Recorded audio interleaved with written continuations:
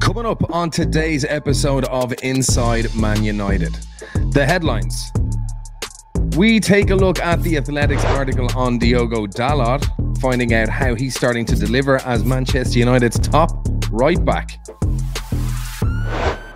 And surprise, surprise, more Dutch links with United transfers with AC Milan ace Tijani Reijnders next up on Ineos' radar. And finally, United break ground in their approach for Dan Ashworth and now need to negotiate a fee. All that coming up.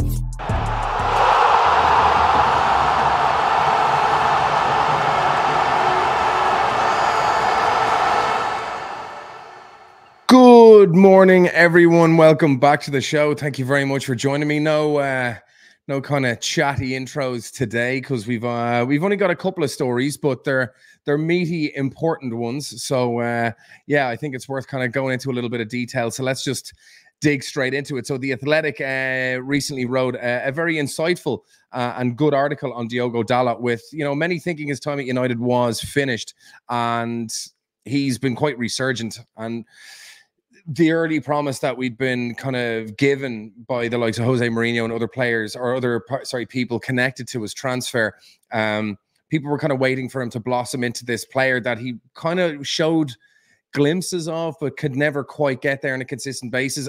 Symptomatic of so many players at the club, and he was just another one in a long list of kind of, gifted players that just don't quite make it. But he really seems to have knuckled down this season and been given an extended run there with injuries to Aaron Wan-Bissaka, obviously with Teo Malacia and other injuries elsewhere. He's been able to fill in at left back and be a bit of all things to all men, to be quite honest. So a very good article, and it's beginning to make the leap, is what they go on to say here. So they say some of the words coming out of Carrington when they spoke to the Athletic: he's a very mature player for his age. It's easy to forget how relatively young he still is. He's very professional and very switched on tactically. He's played inside as the extra midfielder really well at times this year, which we've seen, which is kind of the tactics a la mode these days, where your back four, one wing back slots into the midfield to create a defensive square, essentially a defensive four. And then allowing other players to kind of move up into those more advanced forward positions. And yeah, he's been doing that very, very well. And it's very clear to see he's brought that into his game. So yeah, Dalot has improved his attempts to invert from right back since a chaotic Champions League game against Villarreal in 2021. So under Ten Hag's tutelage, they're saying, and this again speaks to Ten. A lot of people saying he can't coach correctly. He's not a good man manager. He's just a nerdy tactician. He can't manage a team. That's bollocks. The guy won 2 doubles with Ajax when Ajax were struggling. He completely turned that club around. He still got the best win percentage of any United manager still, and has been under immense amounts of various trouble from various sources with various levels of seriousness. So give the guy a break. I'm all Ten Hag in. I get why some of the pressure was on him, but I think he's been a fantastic. He's trained. Shaw is better. Wan-Bissaka is better because of him. Dalot is better. Mainu, who's come on really, really well. Rashford obviously had that breakout season last year. A lot of players have improved under him, so I'm kind of looking forward to seeing what he's going to continue to do with Dalot. So he has grown into a considered passing option and is quietly one of the club's better performers. This is really interesting. According to FBref, only Bruno Fernandes, with a remarkable 206, has made more progressive passes, completed passes that move the ball at least 10 yards towards the opponent's goal for United this season, than Dalot. So he's second to Bruno with 82. Now, whether that speaks volumes to him or negatively about our other first 11, who knows? But listen, he's doing what he's doing. So who also sits third for most progressive carries, which is dribbling with the ball for more than 10 yards towards the opponent's goal, with 39 successful carries behind Rashford and Garnacho.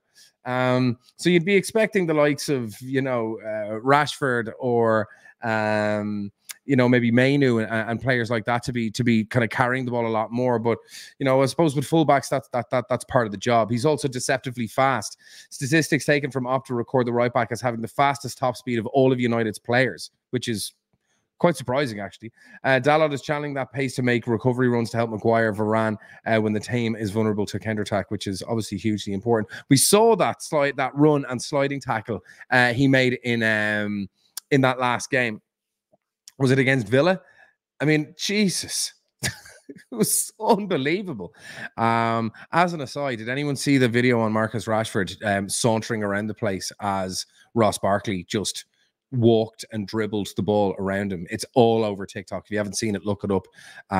It's damning and just adds more fuel to the Marcus Rashford bonfire, I think. Either way, I digress. So when Dalot attacks in the final third, it's often through underlapping runs, so tucking inside into the half space as opposed to on the outside to whip in across. His deliveries can be a bit of a mixed bag. I think we all knew that, but he's trying to iron that out. And he's doing additional training. And one of the things here is that the staff are noticing just he has a very mature approach to his training and is staying behind, looking to get better, and is doing additional training. So it goes on. He's trying to iron out these inconsistencies of Carrington with sessions on his crossing and also his long-range shooting. His work rate has seen him described as a grafter by those at the training ground. His eagerness to work on his weakness is an infectious good habit, apparently, which is good. So yeah, he gets on well with Benny McCarthy, obviously, as a lifelong fan of Porto. Benny McCarthy, obviously a Porto legend, who won the Champions League with Porto, of course, with Jose Mourinho, and exchanges jibes with Bruno Fernandes about his time at Lisbon. So yeah, very much a kind of a comfortable part of the... I mean, he's in the running for United's Player of the Season. I had doubts about Dalot. I still think that we can't have complete revisionism over what was a defensive disaster class by United towards the beginning and middle of this season, which he was very much a part of. But to be honest, that was systemic through the whole team between midfield, defense, and he was kind of fighting fires all over the pitch. So maybe that was a little bit unfair, but he still has to do a lot more for me to kind of see him as one of the better right backs in Europe and certainly in the Premier League. But he's definitely moving in the right direction, and he has gone on streets. And some, would I give him next year? Would I be looking for an immediate replacement at right back? Absolutely not. I think another season or two is fair for Dalot. And you know, we can bring in some competition if we don't think he's cutting mustard next season. He's developed into a strong, multifaceted asset. He's sociable, connects with everyone in the squad. His English is excellent to connect with the English lads, but he connects well with the Portuguese and the Spanish speakers. Undergone a physical transformation, adding more muscle to his 6-foot frame and using a lot of video analysis and things like that. So it looks like he's really trying to improve everything about his game. He's really kind of focusing on you know, personal improvement and not just relying on what the club is doing, but taking stuff into your own hands and doing additional things, showing that you want to add strings to your bow, just like Ronaldo does. You know, it's not enough to do what the club are asking you to do. You got to go the extra mile, you know, to get ahead of the pack. So yeah, you can just see here some graphs for his top passes received. So obviously from last year, he's kind of kept things on the wing. Now you can see he's passing it inside a lot more often, which is really interesting to see. But of course, those inside channels are more important. You also have to understand that he's also got far less outlets on the right-hand side this season. Like, what's he going to do? Pass to Anthony? He's going to do what? Cut back inside. So if you're going to do the cut back inside, Anthony, I might as well do it. And at least Anthony's presence up in the top corner is going to draw players away from Dalot so he can make those passes in himself. So Anthony acts more like a dummy as opposed to a target man that he can lay those passes onto, which gives him that space inside. And we can see that from this graph this season. So that does make a lot of sense. So there have been bumps along the road this season, such as like some of his performances against Galatasaray in the Champions League. He has been inconsistent, as it's saying here. But it's all slowly improving and getting better. So this is all good stuff. And, you know, it just goes on to kind of talk a little bit more about Diogo Dalot there. But, I mean, to be honest, he's one of the revelations of the season. Wan-Bissaka obviously had his kind of rebirth last year. Diogo Dalot going through it this year. And, you know, long may it continue. And I certainly think he's bought himself another season to try and further cement that spot into his own. And, you know, anyone playing as a full starting international for that Brazilian team has to have talent. And, you know, I look forward to seeing how much more we can get out of him and how much more he's willing to kind of take the ceiling of his game. So next up, Ten Hag makes 60 million euro top target to replace United star Casemiro, an invaluable priority deal. Okay, so this is one Tijani Reijnders, Dutch shocker, a Dutch linked player who did ply his trade at, I think it was AZ Alkmaar, before his move to Milan at the beginning of the season, where he's had an exceptionally good season. Milan sitting third in the Serie A at the moment, but apparently Reijnders has been one of the key players for them. But it's kind of hard to nail down exactly what his position could potentially be. There's talk about him replacing Casemiro. Now, Casemiro is very much a defensive player with, you know, forward-thinking capabilities. We've seen that with his contributions on goal. His crossing and passing can be quite good. This, of course, is when he's on song. Is he a strict defensive player? No. But, you know, United were always crying out for a defensive midfielder. But when we had Carrick, we did have a defensively minded player. Remember, he also played centre-back on a number of occasions, but you never would have seen him as the crunching tackler that Gattuso, Edgar Davids, Roy Keane, you know, Makalele, Kante to a degree as well, but he was a very good ball carrier. Michael Essien, you know, these kind of pure defensive players that obviously had great feet and technical ability to bring the ball forward, but were renowned for their crunching tackles and protecting that line. Carrick was more of a progressive box-to-box midfielder, kind of an 8, not a 10. But yeah, could play as a 6 when he needed to. And that's what Reijnders is. I mean, I'm going to look at some of the statistics here, which kind of helps better understand what type of player he is. So yeah, they're just talking about United kind of looking at options to replace Casemiro. United are likely to do a lot of business in the summer, and according to Football Transfers, a publication, Reijnders has been selected as a priority signing in the midfield. Now, we've also heard of, you know, João Neves, the young lad from Benfica, as a midfield reinforcement. Of course, there's Frankie de Jong. I would say Reijnders would probably be a backup to de Jong if we couldn't get him. So yeah, he left Alkmaar to join Serie A giants Milan last summer for around 16 million quid. So in the space of half a season, he's gone from 16 million to 60. Which is incredible, to be honest, a 4x increase in his value. But mostly he's the defensive midfielder, and he does have defensive capabilities. He is not a tackling midfielder. He's quite a deep-lying midfielder. He plays box-to-box, but he's not running around smashing in tackles. But he's also operated in an attacking midfield role. He's quite multifaceted. He kind of reminds me of someone like, obviously like Carrick, but also Hannibal Mejbri, quite defensive, likes to stick the boot in, but, you know, has an eye for goal. Mejbri likes to get forward as well and attack. He would prefer to play as a number 10, certainly as an 8. He's definitely not a 6, but, you know, he likes to put himself about as well. So it says here he can play in various positions, including defensive midfield, central midfield, and attacking midfield. But again, when you hear that, you kind of roll your eyes and go, oh, another midfielder who's a master of, a jack of all trades, but a master of none. So you're kind of just shoehorning him in where you might have an injury and he'll kind of do a job, which I don't think does him justice for the type of player that he is. So it goes on to say, with players like Casemiro, Amrabat, Eriksen nearing the end of their careers, and promising talent Kobbie Mainoo needing gradual integration, he's going to be a first teamer, man. This is like Rooney. Like, if Mainoo's fit, he plays. It's that simple. So yeah, Milan's hierarchy won't entertain offers of below 60 million. To be honest, they just bought him. They lost not Szoboszlai, Tonali in the summer. So they'd be loath to be losing kind of another midfielder to just get poached after a couple of years. So he's only been there half a season. So I can understand why they'd want top dollar for him. So I wouldn't begrudge them that at all. So yeah, they're just talking about other players that United have been linked to, like Xerxes and things like that in the forward line. But we spoke about that in yesterday's episode.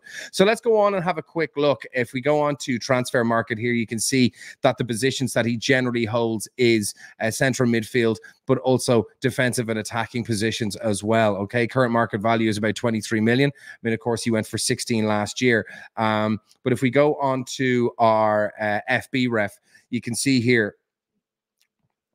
So now, again, these percentiles, this is Europe-wide. This is not just in Serie A. This is being measured against every player in every league across Europe, in the top leagues anyway. And you can see here that he's 89th in shot creating action. So he is a box-to-box midfielder. I've done the scout reports on him, and he's very much a box-to-box. He can play defensive. He can play as a number 10. He can do it all. He's a good footballer, but his best positions are as a box-to-box. So you can see here, 89th percentile in shot creating action interceptions. Passes attempted 53, completion rate 93. So he doesn't make a huge amount of passes. He's in the kind of the middle tier, the middle bracket. However, when he does make a pass, it does tend to get to its target.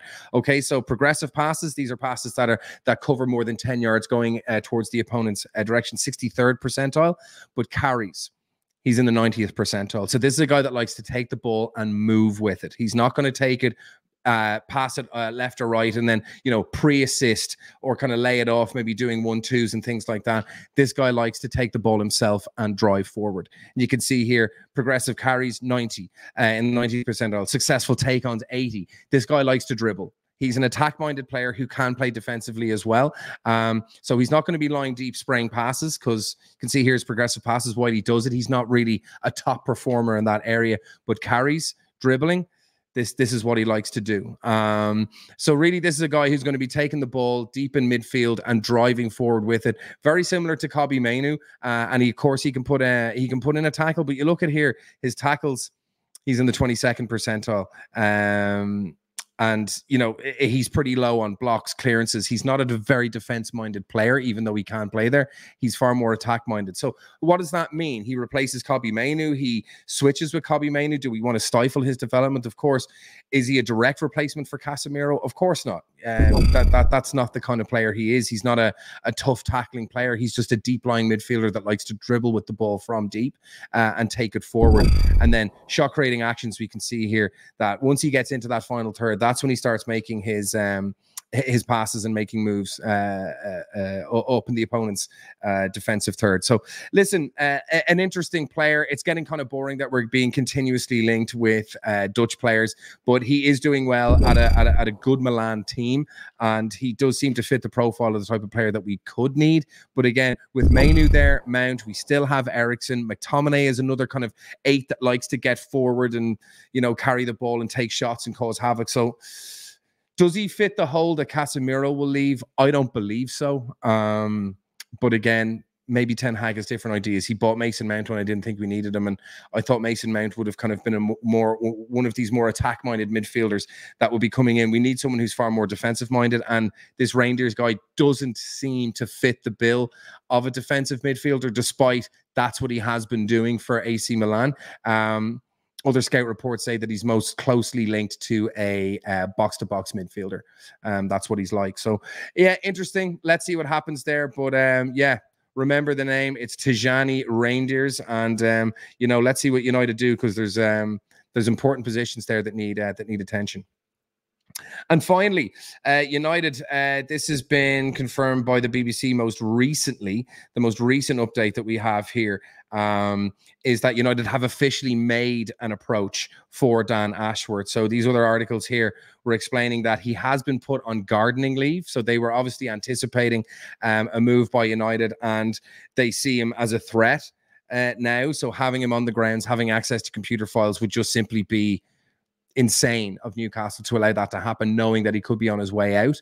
So he's a threat to the business, which he is, to be honest. Not that he's going to be downloading hard drives of stuff, but again, he could. So you don't want to be putting yourself in a position to allow that to happen.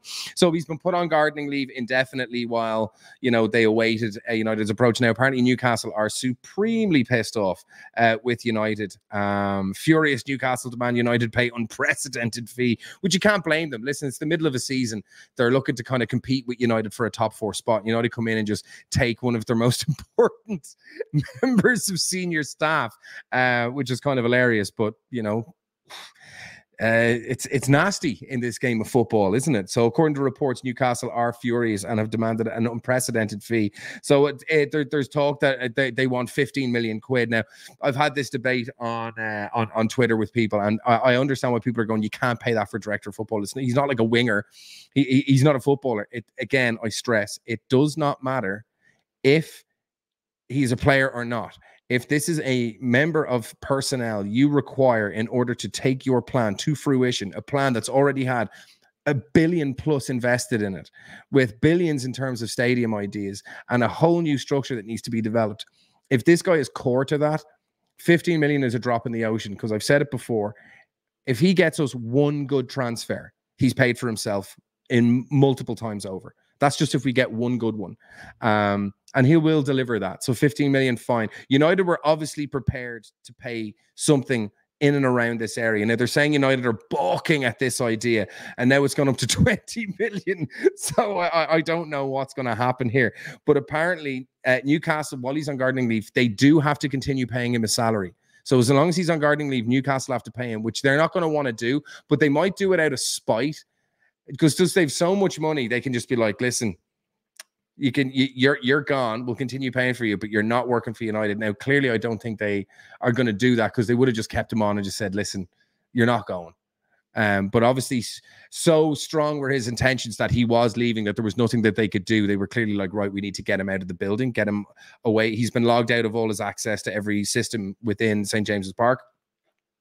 So they're clearly prepared for him to not be executing his role anymore. So they should be willing to let him go. So yeah, a report from the Times has indicated that Newcastle will tell United they want 15 million to release Ashworth from his 20-month gardening leave period. So Newcastle officials are furious. Gardening leave will last for 20 months. The Times understands the figures around 15 million. Newcastle's ire has been intensified by the fact United still have not made an official approach. Okay. Now the Guardian goes on to say it's a £20 million fee that they want for Dan Ashworth. It had initially been thought that they would demand a fee of around 10 million. With that sum rising, should United want Ashworth to begin working in the next calendar year, it's understand they are seeking 20. In the absence of compensation being paid, Ashworth's contract is believed to contain clauses that will prevent him from beginning a new role until 2026. United, who is still to make a formal approach for Ashworth, made it clear they are not prepared to pay anything near 20 million. Well, they must have given Dan Ashworth some level of assurances that if you tell them you want to leave, they'll place you on gardening leave. But like, United almost have to guarantee him, like, just ethically, okay, we will make sure that you will be working with us. However, maybe he won't care getting paid by Newcastle to sit in his arse for a year and a half. He can still give United the advice they need from, a burner phone or something. But anyway, Eddie Howe, Newcastle manager, been concerned about Ashworth potentially furnishing United with inside information. And he said this, a bit of a dig, the biggest thing Dan did was not change anything. Cutting Eddie, saucer of milk for Mr. Howe, please. So yeah, the BBC now say United have made an official approach to Newcastle for their sporting director, Dan Ashworth. They believe they will be within the rights to ask United for a fee well in excess of 10 million. We'll see how that goes. The Old Trafford outfit, on the other hand, are determined that they will not be forced to overpay. Clearly, they're prepared to pay. They know they're doing this to a rival in the middle of the season. They're definitely going to get bent over. So you're just going to have to spread your cheeks and let it happen. If this is the move you wanted to make, you didn't want to wait till the end of the season. You're doing this in the middle of the season. You haven't given us a summer to try and find a replacement. You're literally just ripping away this guy who is essential to Newcastle's summer rebuild, which apparently is going to be massive at Newcastle. It's a huge project. They are going to dismantle that team. Such were the reports. That's what was happening. So to kind of throw this spanner in the works is a huge move for United. And you know what? By rights, Newcastle are very, very much entitled to demand a pretty exorbitant fee for emotional distress and all that kind of stuff too. So they go on to say, we thank Dan for his efforts at Newcastle and we wish him and his family well for the future. Now, big reason he wants to leave, he is mates with Sir Jim Brailsford, but he does want to move closer to his family and get closer to Manchester. That is kind of one of his ambitions. So he's going to be working with a mate. He's going to be closer to home. He's working for a bigger club. Sorry, Newcastle, but it's not really a discussion. United are a far bigger club. So listen, you can't blame him. But if I was Newcastle, I would be pissed off, but I'm not, so I'm delighted. So that is it. What do you guys think? Thoughts in the comments. How much should we be willing to pay? Do you think it's ridiculous that we'd be paying anything like that for a director of football? Or, like me, do you agree that it's, you got to do what you got to do to make your plan come to fruition? Reijnders, anybody know anything more about him that I haven't already seen or uncovered in the scout reports and some of the YouTube videos I've watched? Would be very, very interested to know anyone else's opinion on him as a player. And Diogo Dalot, what are people thinking of him? It's amazing what he's done and come on and been able to achieve this season. So very, very much looking forward to seeing how he gets on and see who he might do in the Player of the Year awards. So as always, thank you very, very much for joining me. Hit like, hit subscribe, hit notifications, and I will see you on the next one.